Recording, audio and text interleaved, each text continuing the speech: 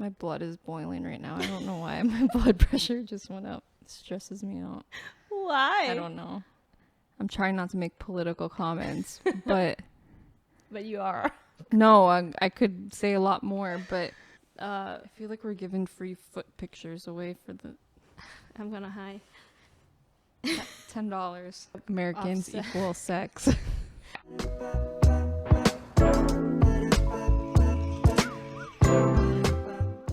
Welcome back to Over Our Heads, and in this episode, we're gonna talk about the misunderstanding about Vietnamese and American, or the assumption that we made about Vietnamese and American. Assumptions that Vietnamese make about Americans and assumptions that Americans make about Vietnamese. Yeah, that. Either towards us or from us. Whatever she said. Okay, do you want me to fire the first one? So the first thing that I've heard is American are always rich. Yeah, I knew this would come up. I think in comparison to the world, yeah, it's easy to perceive us as rich because statistically, worldwide, Americans make more money than the average person in the world by far. Mm-hmm. You know, by far, far, far, far. But in the context of America, it doesn't feel true because most of us are not rich. So I think Americans would often push back and say, no, it's not true. Like, I struggle to pay my bills and I'm in lower middle class, whatever. But if you take the statistics of the world, where some places people make $2 a day, like, we are very wealthy compared to that. But when you take into consideration the cost of living and all that in America, it doesn't feel that way. So I guess it depends on how you look at it. We wouldn't call ourselves rich, but if you have any worldview perspective, then yeah, we're very wealthy. But the world is becoming that way too, slowly. You know, more and more rich people are in other countries. I feel like the assumption come from we see a lot of people travel, you know, and well, for Vietnamese that encounter American or Westerner here in our country, it has to be people that travel and people that have enough money to travel. So, but like there's a lot of, so I mean, in our mind, you have to have a lot of, or not a lot, you have to have money to be able to travel. But I feel like a lot of cases that people, especially American or Westerner that I see, they are willing to travel even though they might not have a lot of money, you know, like backpackers and stuff like that. So it doesn't mean that you have to have a lot of money to travel. Yeah, we also have credit cards and a lot of debt. So it doesn't necessarily mean we have the money. That's one thing I want to say, but also define what having a lot of money means, because in America, for an American, it might mean, you know, saving up some money, having just enough to go, and maybe some other things, you know, you put on the side back home so that you can travel. Whereas from conversations with you, I feel like you've said like Vietnamese have to have like a lot of extra money in order to go somewhere. Right. Like a big savings, everything paid off, and then money to go. Yeah, we're all in debt in America. Like, none of us have that extra money. If we had that mindset and paid everything off, had $10,000 in our savings, and then traveled, nobody would be traveling. Yeah. So that's why we don't. That's how we process things. We think that people must have extra money, like free money that they don't necessarily need or use to travel. And then it's just priority. Like, again, like Westerner more like individual, you know. So if you want to travel for yourself, Yeah, you're not bringing 6 people with you. Right, like you're not obligated to bring your mother-in-law, father-in-law, cousin, brother, nephew, niece, anybody who wants to go. You're Right. not obligated to bring them with you. It's for you and you only. Yeah, I'm not paying for my family to travel. But like, I'm not saying that Vietnamese doesn't do that, especially like younger generation. Now they travel with their friends and stuff, you know, they do it for themselves and just by themselves, or just them in the family with a group of friends, and that is more common now. But thinking about travel, it's just like priorities, you know, like we don't put travel or ourselves first in life in general, you know. I'm so selfless. No, I'm not. I don't. We think in pack.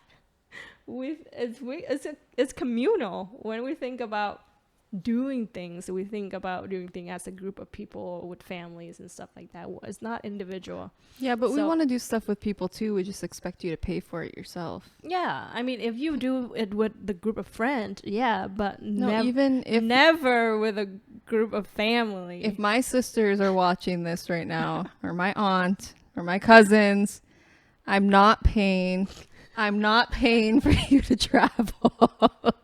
Unless it's a very rare situation and I happen to have a lot of money. But I don't think that would be the expectation either. Now, if I did it, it would be nice of me and they would probably enjoy it. But I wouldn't expect anyone to pay for me, and they wouldn't. I don't know if you guys expect that of each other, or if you just expect that of yourself to pay for somebody, or if you're like, oh, my sister's going on vacation, I'm going with, and she's paying for it, you know? Yeah. I mean, the expectation I feel like it's come from both party. Not saying that every family are the same, or every family member would feel the need to expect people to pay for them or whatever, but I mean, it's going to, like, cultural wise hierarchy and the role of you in a family, everything combined would make a family or a person decision. So you'd be expected to take your whole family on vacation, but your younger sister would never be expected to pay for it. I mean, it depends on how much we make. You know, like if my younger sister make like 10 times more than me, or have a very, very good job and make a lot of money, yeah, she would be expected to pay for like the portion, like bigger portion of it or something like that. But again, like if you're kids and you take a family, go on a vacation and there's your mom and dad there, expectation is you pay for them. Or if you're a parent, it's just like when you're a parent and you take your kids to go to a vacation, you have to pay for them. They don't have money to pay for it. Well, because they're minors in your household without jobs, probably. Yeah. But even there are some families where the parents do pay for their adult children to go on vacation. But it's never I don't want to say never. It would be very rare for it to be expected the other way. And I feel like that's expected the other way here. If you work and you make money and if you make money enough to go on vacation, yeah. My blood is boiling right now. I don't know why. My blood pressure just went up. It stresses me out. Why? I don't know. I might just be hot. But I think Americans are traveling more too now because of, like, I think there's a trend in credit card hacks, like all of the newer in the last like 10 years, all of the points people get for using a credit card on a daily basis, and they get free hotels and free flights or stuff like that. So that also, because then you're usually staying at places like the Hilton or IHG, or I think that is Hilton. Hilton is IHG, whatever. All of those like probably fancy resorts and hotels, which probably gives the appearance that we are a lot richer than we are, on top of everything else we just said. Whereas in reality we probably could have paid points and gotten it for free. Because like in America, I use my credit card for everything. Like absolutely everything that I can use my credit card for, I use it for, and I get a point or 2 or 5 for each dollar that I spend. So you can use that if you know how to use the system. I don't want to get into it, but you can travel for very, very cheap and nicely. Like you can travel not like a backpacker. So especially here in like Southeast Asia and certain other places. So yeah, we're not all rich. Well, yeah, I guess it depends on what you're looking at. Yeah, you know, comparing. I don't think so. I don't think Americans are all rich, but I understand why we come to that conclusion. You know, again, like yeah, I see why a lot of the world thinks it. That's why I said what I said about it depends on what you're looking at. Yeah. Well, yeah, but this is just like average people assumption. I'm sure there's where we live, there's so many Vietnamese that are so wealthy, and they know they're wealthy, and I'm sure they know that they're way more wealthy than wealthy than American, you know. So I'm just, the thing that we mentioned today is just like an average Vietnamese or average American assumption about Vietnamese and American. Just because it goes along those lines.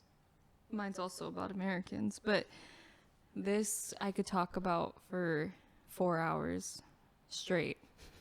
And it's the assumption that all Americans receive welfare from the government. This is new for me. I don't know.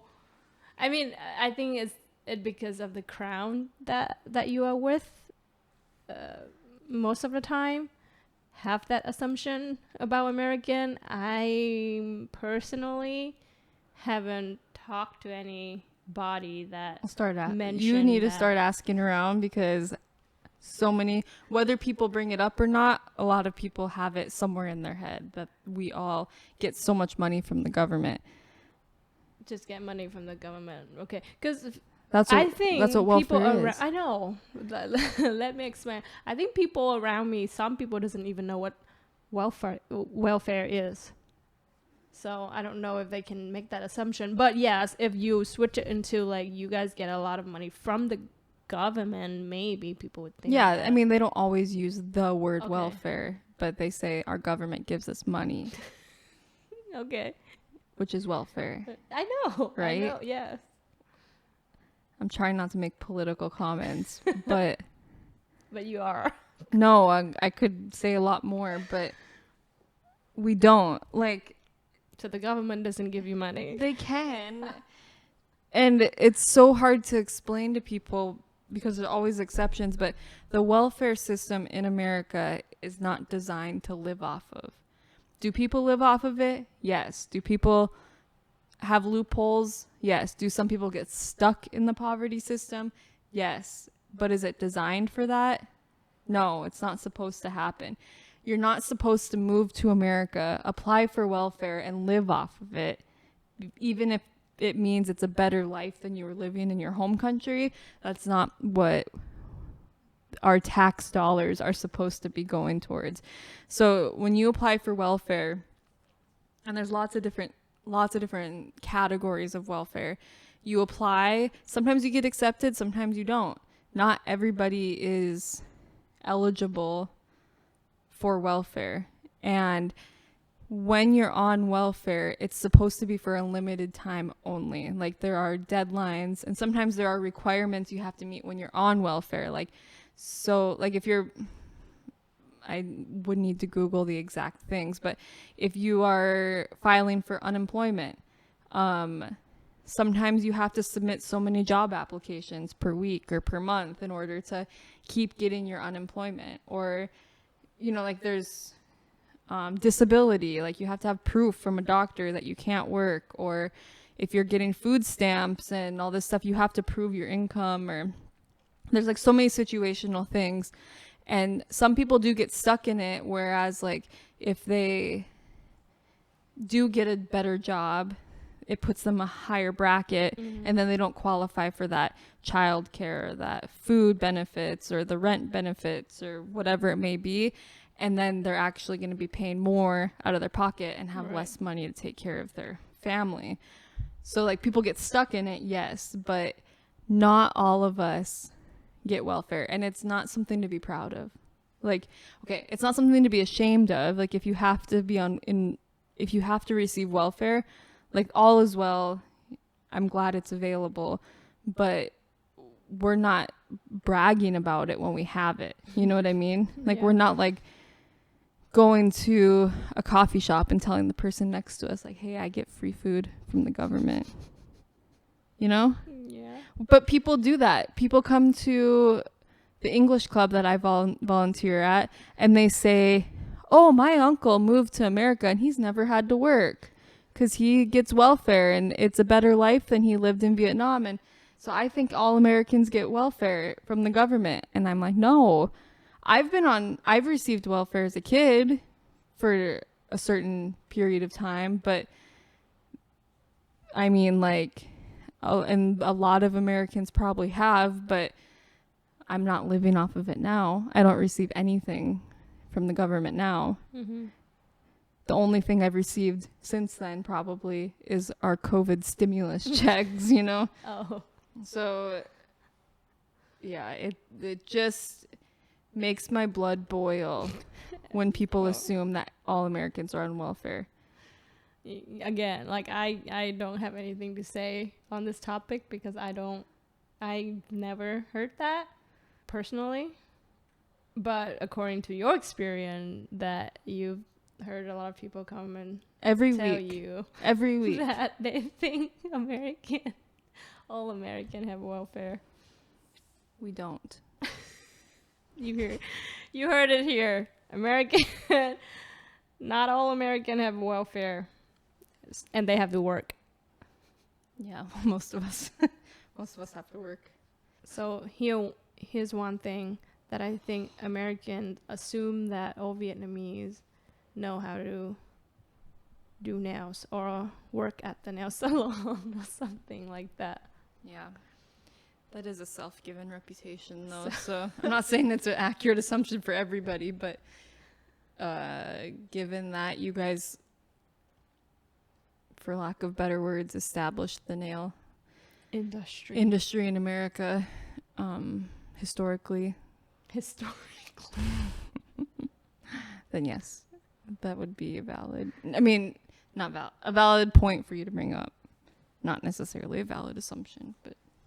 Yeah, but I feel like across America is not everywhere have like nail salon and stuff. Right? I live in North Dakota where there's mostly only white people.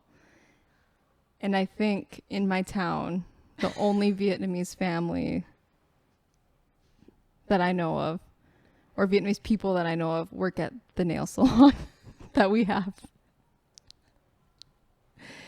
So, okay. I think that's why people think that. Like, if in rural North Dakota, there are Vietnamese people there, and that's their job. I mean, I don't know these people personally, but I know there's literally a handful, probably, of Vietnamese people in my town. And most of them work at the nail salon. Like, came from California to work at the nail salon because I asked them. I'm not just assuming. I've asked them because they say, and then I ask them where they're from in Vietnam. You know, like I talk to them, but they. So, I think even in the most rural of areas, you have it. Now, are there nail places and stuff in my town that are not Vietnamese? Yeah, there's other salons that do nails, but. So it's safe to say that not every nail salon are owned by Vietnamese, but every Vietnamese in America. Well, no. No, not. Okay. No. It's just common.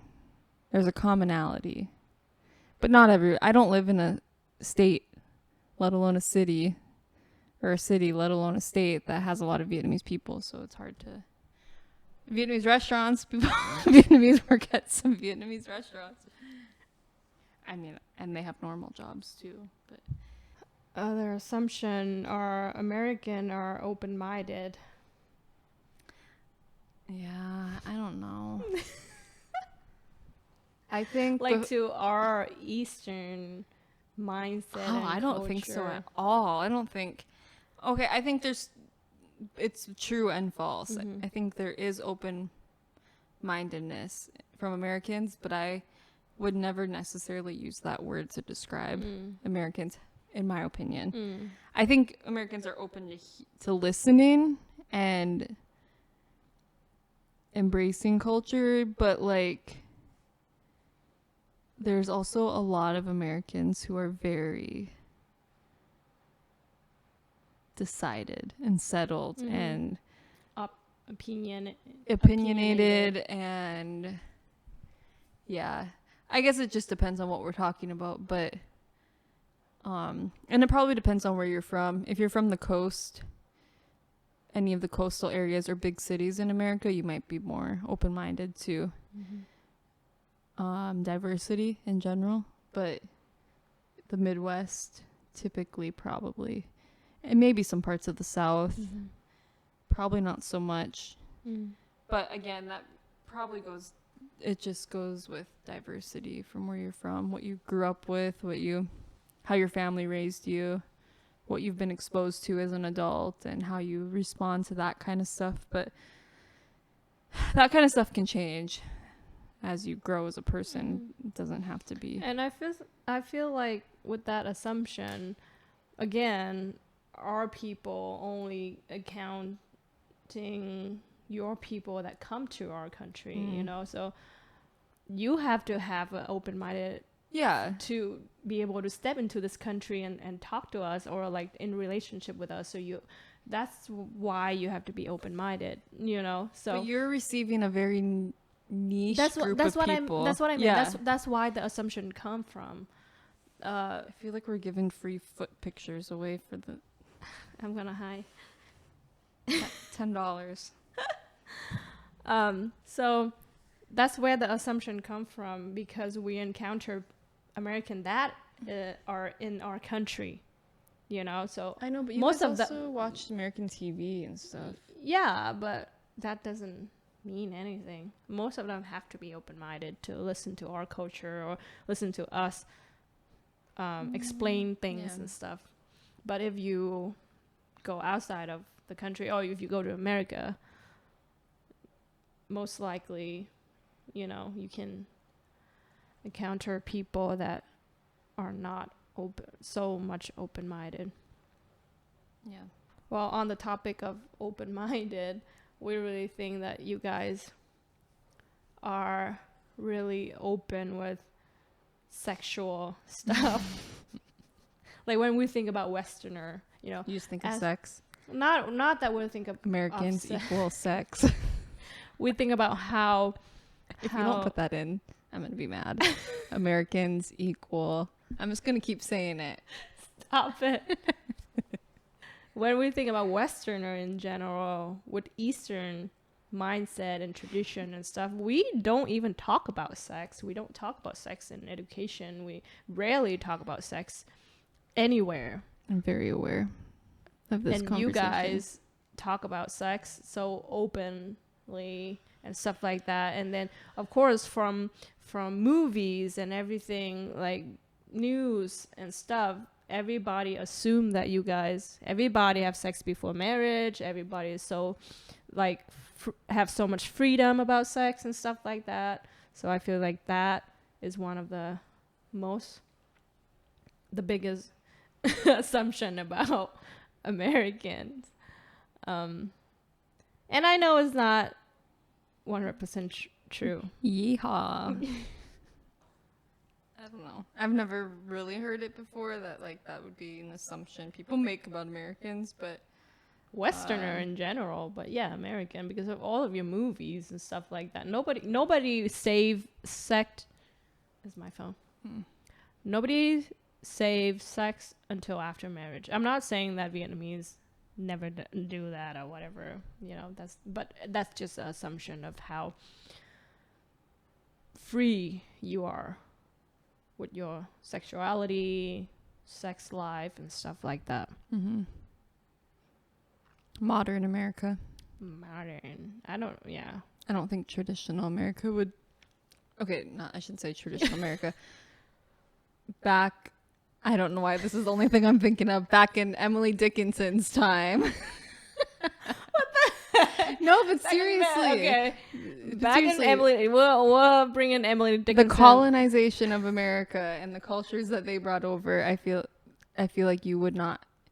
If our culture was the same as back then, you wouldn't think that about us.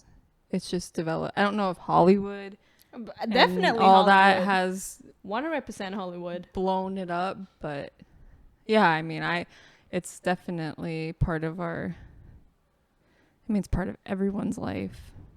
Yeah, but yeah, it's not something we hide. I agree with you on that. Oh, so it's true. I mean, I don't think so. I still think that I don't not really everybody know what the assumption is exactly. Like I'm just saying, like, people do talk about it, and it's in our movies and in our music. Yeah, I mean, talk about it. Yes, for sure. That's we do it. Yeah, that's the correct assumption. Confirmed. Americans talk about I mean, we talk sex about it and stuff, but the assumption of you guys actually do it. We only talk about it with certain people, and it depends on the person. Like, there's people I know that would hate talking about No, sex. not just talk about it, but like the vast majority of like Americans, you think that would have sex before marriage, or like just freedom to have sex? Or leave a comment below if you had sex before marriage. If you are American and you have sex before marriage, or just freely have sex, leave a comment below. So I want to know the ratio. When I hear somebody's had sex before marriage or takes part in God knows what, when I don't, it doesn't ever really surprise me. Like, it's not like oh my gosh, this person isn't American, Like, if you want to go mess around, you go mess around. You know what I mean? Like, that's your choice. That's your life. Might go against what I believe and what I practice, but it's not like I'm just like, yeah, people do that, So the assumption is correct. To a degree, yeah. Yeah, if you're not surprised when you hear that. Yeah. Yeah, I mean, and we're also, in comparison to you guys, way more comfortable with talking about the idea of sex. So yeah, I think there's a lot of truth in the assumption, but I wouldn't say it's 100% true. But like, even in 5th or 6th grade, like, our school comes in and usually gives us the talk about condoms and periods and stuff like that.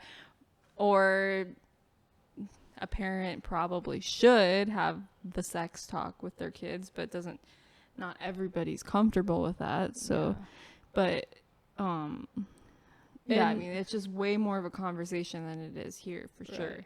In Vietnam, there's a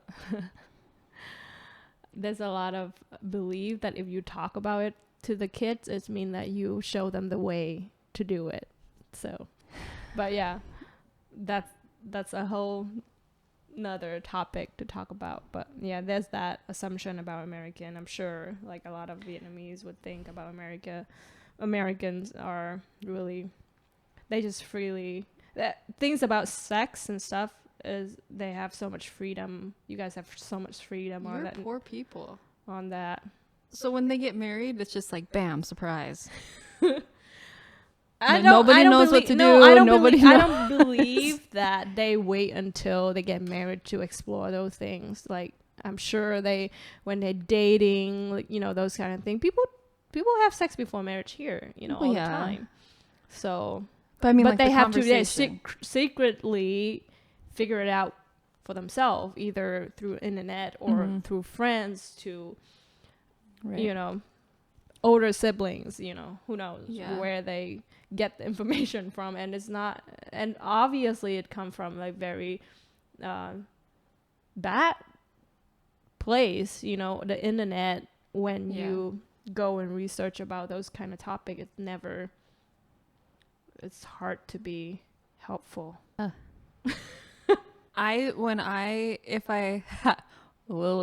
If I ever have kids, I want that to be a very clear channel of communication between me and my kids. I want them to know the real names for body parts. I want them to know where babies come from and how babies are made. I want them to be comfortable with the topic. I mean, age appropriately, right? Like, I don't want my 2-year-old going around saying they want to have sex or something like that. You know what I mean? Like, but as far as anatomy goes and stuff like that, like, I want my kids to be well rehearsed so that, one, if anything ever happens to them, like if they're ever sexually abused or anything like that, they know how to describe what happened, like what body parts, like they're not saying like, oh, my butterfly, somebody touched my butterfly, or you know what I mean? Like, that could mean a lot of things coming out of the mouth of a kid. But I also don't want them to get into junior high or, you know, puberty age and not know what's going on with their body. Or if they're ever put in a position of peer pressure, or, you know, they just find themselves doing things I probably don't want them to do. You know, like, I want them to know how to handle those situations. If they choose to move forward with it and want to be safe, I want them to know all of that and be fairly comfortable with it, instead of it being like a super traumatic experience for them. Like, I just feel like the more informed you are, the better decision you can make. Yeah, not in this You know? culture. The more you talk about it, the more you know more. The more you know about it, they will think you more likely to do it, rather than you know to protect yourself and stuff like that.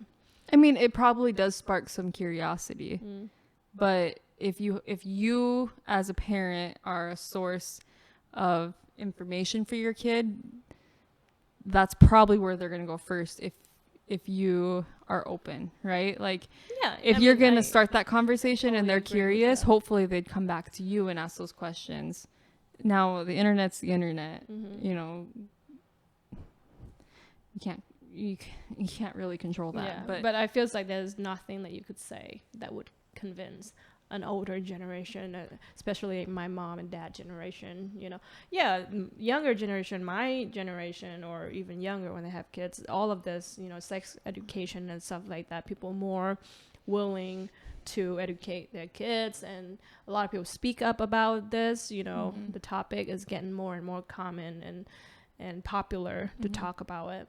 But like my mom and dad generation, I feel like there's nothing that you could say that would make sense or convince them that talking about it will help a kid, or you know.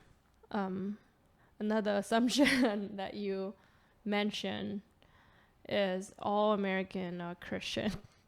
No. Yep. That's all. I That's just gotta it? leave it at that. I don't even have to explain it. Culturally, some people might identify as it, but in practice, yeah, not really. Yeah, it says in God we trust, honor money, you know, and whatever else you have people say. I don't even know all the stuff people say, but God bless by you. practice, like by, if you watch people's lives and look in the churches in America, it's very evident that people do not follow what the Bible says. So there's not as many practicing Christians as it seems. But there's also a lot of different denominations and stuff that do different things and believe different things. But on the same topic, I would maybe say Americans assume Vietnamese are all Buddhist. Yeah, and the same way, it's not true. Like, and I feel like people, especially that people that don't really practice Buddhism, they even think that they are Buddhists, but not. They just worshiping ancestor. And if you really sit down and think about it, I feel like a lot of people making a mistake that and thought that they are like Buddhists, but they actually just worship ancestor and, you know, not really follow or practicing Buddhism. Mm-hmm. Yeah, so I mean, like, Americans do just assume all Asians are gifted. what do you mean gifted? Whether it's in music or school, No way. or we think we're taught to indirectly taught that Asians are all smart. Mm-hmm. And we are. End of the conversation. Jeez. I'm just kidding. No, that's not true. Oh, yeah. I mean, I feel like Asian are hard worker. Like in education, like they more likely sit down and memorize the whole book. And because of the system of education here and in America, Western country are totally different. The way we study stuff here is literally really just memorizing at least Rubik's cubes. Yeah, those kind of thing. Like we has to memorize so many things that we don't, and then we don't practice critical thinking. And I feel like that's one of the biggest thing in education for Westerner is thinking, you know, critical thinking. We don't get to do that. We don't question. And I feel like we just every day we go to school, we'll learn something new and memorize things. We have to go home and do homework, and it's just that every day. We don't get to disagree. We don't get to debate. We don't get to question our teachers or anything like that. And I think academic wise, we can be smart because we memorize so many things. But when it comes to problem solving, practical thing, or even EQ, like I don't think we have good talk about EQ that in a different podcast. Yes. Like, yeah, I don't think we have good EQ because we just don't get to explore it. Yeah. You know what I mean? So, yes, depending on how you look at it, Asian can be smart, but book smart, quote a thing smart, not smart. Street smart.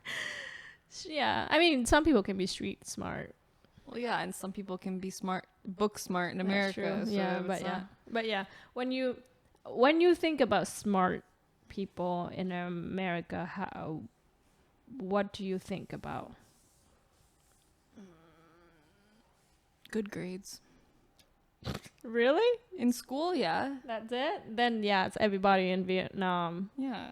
Are smart. As an adult, no, that's not how I perceive smart people. But when I was in school, yeah, the kid who knew all the answers and had the best score grades. Yeah, but the the grading system in America is different than Vietnam too. So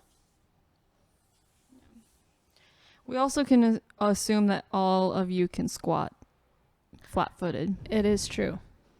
Confirm here. You heard it here. It's so, yeah, that is crazy. Like, I don't know how American cannot squat. What is wrong with you? We can until we're like 3 or 4, 5 years old. And then what happened? We just don't squat anymore. And so you lose the range of motion in your ankles. You can get it back. Really? You can. But even with if we don't squat that much anymore, we still can squat. You guys still squat way more than we do. Doing what? Anything. You guys don't sit on the ground like we do. Like you'll squat. Some of your toilets you even have to squat. Yeah, you know what I mean? Like you're but squatting a lot more than we do. We just don't. It's so funny. In the gym is the closest, probably the most we squat. We're on our knees a lot. Funny.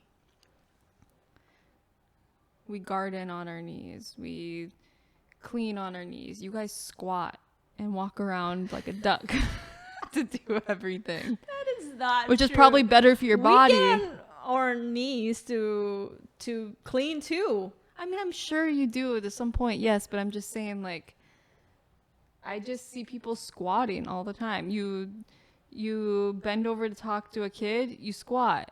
We are gonna like kneel down probably. That's true. And it's probably because we can't squat.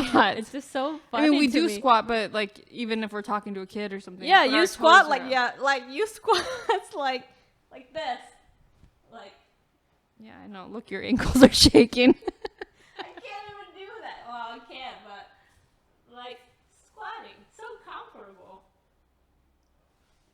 It's so funny that you I guys can only can't squat squat. flat-footed if my legs are really far apart. Like I'm pooping or something. Wow. Anyhow, your assumption is correct. At least for Vietnamese, we all can squat. All day, every day. Everyone.